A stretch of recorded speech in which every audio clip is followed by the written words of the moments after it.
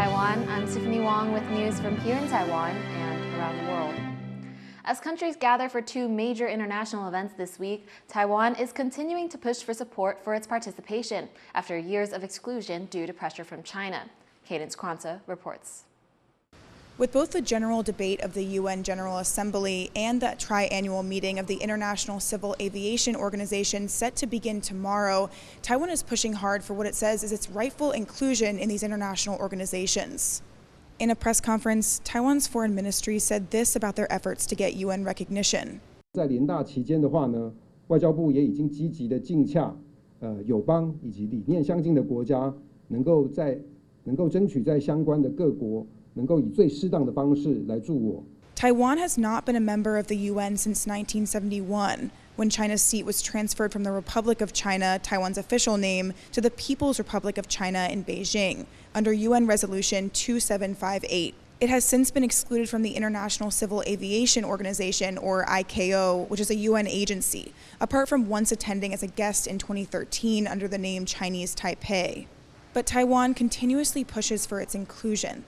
Ahead of the start of the ICAO Assembly in Montreal, Taiwan officials, along with Canadian members of Parliament, led a press conference in Canada to argue Taiwan should be allowed to join. This comes amid recent air safety tussles between Taipei and Beijing, including a contested flight path down the Taiwan Strait that's led to what Taipei calls dangerous commercial flights. Taiwan's exclusion from the ICAO, they argue, makes global air travel less safe. ICAO's mission is to promote the safe and orderly development of international civil aviation. Excluding Taiwan, an essential stakeholder managing one of the busiest FIRs in East Asia, undermines that mission and puts passengers at risk. Ladies and gentlemen, Taiwan is not a bystander in global aviation. We are asking to be included in ICAO's meetings, activities, and mechanisms. Taiwan has also long disputed the very basis for its exclusion from the UN. Taiwan argues that Resolution 2758 only addresses China's representation in the UN and does not explicitly address Taiwan's, so it should not be used to keep Taiwan out, as China argues. Already, leaders and lawmakers from a number of different countries have stood out in support of Taiwan's participation in both the UN and the ICAO. And as both organizations hold big meetings this week, Taiwan is urging more countries to stand in its favor. John Su and Cadence Quanta for TaiwanPlus. The U.S., Japan, and South Korea have reaffirmed the need for stability in the Taiwan Strait. U.S. Secretary of State Marco Rubio, Japanese Foreign Minister Iwaya Takeshi, and South Korean Foreign Minister Kaohsiung met in New York. In a joint statement, they expressed concern about increasingly frequent destabilizing actions around Taiwan, as well as their opposition to any attempts to change the status quo, referring to Taiwan's current political situation. The statement also opposes what it calls unlawful maritime claims and destabilizing actions in the South China Sea. It did not name China directly. Taiwan's foreign ministry welcomed the statement. It said the country will continue to work with like-minded partners to ensure peace and stability in the region. France has recognized a Palestinian state, joining a string of Western countries like the UK and Canada that have done the same in recent days. Le temps est venu. Time has come. This is why, loyal to my country's historic commitment to the Middle East, for peace among Israeli people and Palestinian people, I declare that France recognizes today the state of Palestine. Meanwhile, Taiwan's foreign ministry says it has no plans to recognize Palestine. It also rejects a Palestinian-issued map showing Taiwan as part of China. However, it says it has called for dialogue, a ceasefire, and the release of hostages to end the war in Gaza. It also says Taiwan has donated aid to help those affected by the conflict. A land warning has been lifted for Taiwan as Typhoon Ragasa moves west past the country. But in its wake, damage is being felt throughout the country. While most people selling fresh produce expect minor price increases, the impact from previous storms still lingers. Irene Lin reports. The king of the winds, what people in Taiwan are calling Typhoon Ragasa. Although it never crossed the main island, Its periphery has brought wind and torrential rain to the country's southeast and eastern counties. In Hualien, authorities have evacuated thousands of people living within 10 kilometers from a breaching dam.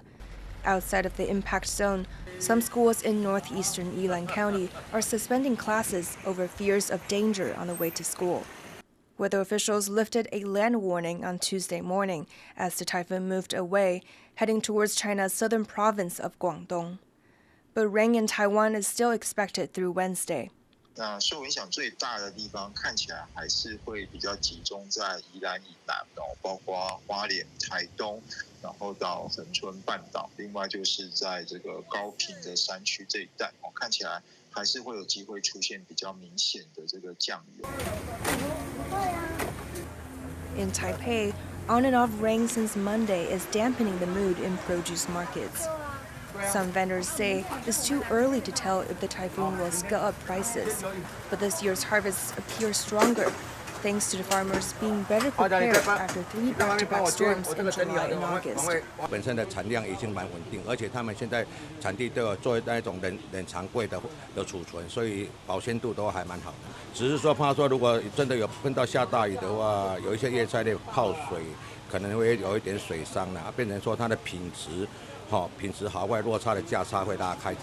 some vegetables from central and southern Taiwan are now more expensive, as farmers recover from previous storms and grapple with competition from around the region. 东南部的葱被水淹过之后，然后它种的成长期，它大概要3至6个月，然后它才会再长出来，它们才可以再收成。那这段时间空窗期的话，是它会连带着宜兰的葱也会跟着长。 The country is gearing up to celebrate the Mid-Autumn Festival, where pomelos are an irreplaceable part of the festivities. These pomelos are from Maodou in Tainan, an area in the south that's been hit hard, with supply dwindling and prices skyrocketing. 跟往年比的话，差不多多个20-30块跑不掉。那个品质比较差的跟品质比较好的那个价差。哦，价差有的很大哦。 有的甚至价差50至100哦。那你会不会担心，就是现场来买的客人会？不担心啦，因为这个是应节的东西嘛，时间到他们要吃就吃，不吃的人你怎么勉强他们也不会要啊。Taiwan's typhoon season can stretch close to the end of the year. With each storm, government and local residents hope to adapt better to any potential threats. Howard Zhang and Irene Lin for TaiwanPlus. The global AI race is heating up. Chipmaker Nvidia says it will invest up to $100 billion in OpenAI, a move that brings together the two biggest names in the AI market. The deal gives Nvidia a financial stake in OpenAI while ensuring the AI powerhouse keeps buying Nvidia's advanced chips, the same technology driving its rapid growth.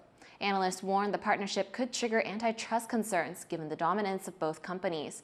But investors jumped on the news, with Nvidia shares rising as much as 4.4% after the announcement. As Taiwan pushes forward with military modernization, a recently released image suggests its armed forces may still be relying on outdated strategies. Alan Liu reports. A drone lifts off, showing off its agility in flights. This is Taiwan's latest Jingfeng attack drone, a domestically developed weapon on display at a recent defense exhibition. It's designed for high-speed strikes, delivering precision attacks, and effectively disrupting enemy operations. It reflects Taiwan's ongoing efforts to meet the demands of modern warfare amid growing military pressure from China. But this January, Taiwan held live-fire drills to show the public the military's defense readiness over the Lunar New Year. But an image released by Taiwan's official military news agency suggests they may still be relying on outdated concepts to counter a modernized People's Liberation Army, China's armed forces. Joseph Wen, a POA intelligence analyst who first raised the issue on social media, says that China reorganized its motorized infantry regiments into combined arms brigades back in 2013. But Taiwan's military continues to base its operational planning on the POA structure prior to its reforms. 如果我们还在用军改前的编制表来判断敌人的话，这可能会对我们造成一些误判。Taiwan's defense ministry has acknowledged the need for further improvements. 针对装甲542旅，日前执行兵棋推演，误用旧有解放军编装判断表。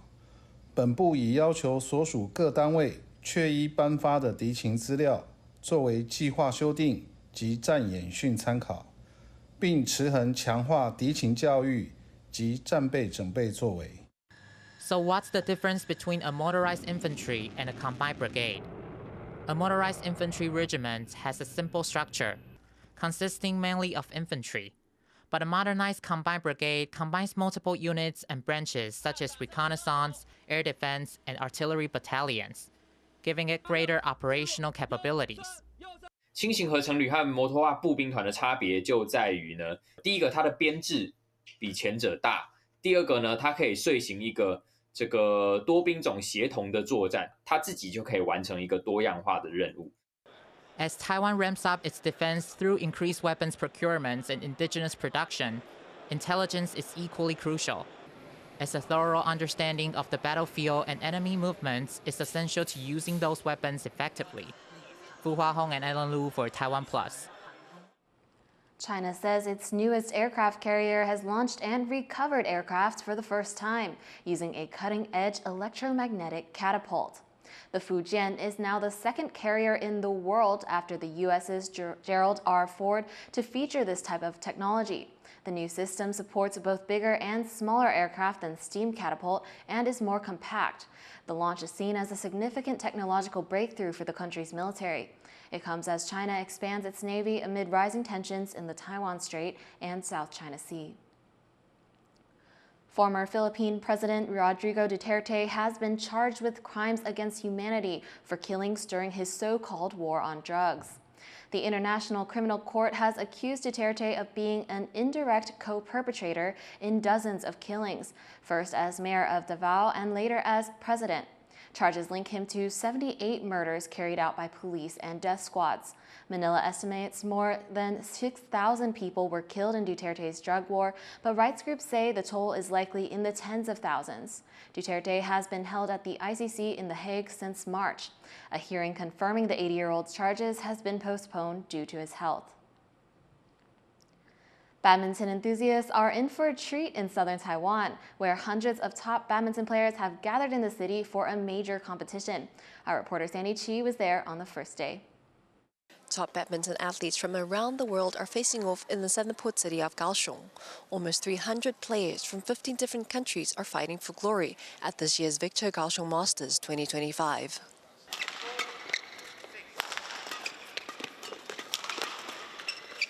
Badminton is one of the most popular sports in Taiwan in recent years. The country's athletes have made a strong mark on the world stage, led by stars such as Tokyo Olympic silver medalist Dai Ziying, as well as the men's doubles pair, Li Yang and Wong who won gold at the Paris Olympics. 因为我本身有在打羽毛球这样子，所以就有关注就是羽毛球相关的赛事。希望可以越来越多比赛，这种比赛可以在台湾举办，就是因为就是台湾在羽球的这块表现其实也相当的好，对，所以希望说在这一块有更好的发展。大概打了5年，就刚开始是为了身体健康，后来就是为了减肥这样子。高雄的球馆越来越多高雄的球馆在打球，而且然后场地也租不太到这样子。Among the athletes competing this year, 21-year-old Ding Yancheng is leading Taiwan's team. He previously won the men's single gold medal at the 2025 World University Games. He says he hopes to defend the championship in Kaohsiung. Last year, Taiwan bagged 3 gold and 4 silver medals. The competition will run through September 28th, and Taiwan's athletes are determined to keep as many gold medals as possible on home soil. Lu Fili and Sandy Chi in Kaohsiung for TaiwanPlus. Thank you for watching What's Up Taiwan. You can visit the TaiwanPlus website or follow our social media for more stories from Taiwan and around the world. Before we go, we're traveling to London for the Vintage Penny Farthing Championships. I'm Tiffany Wong. Take care and see you next time.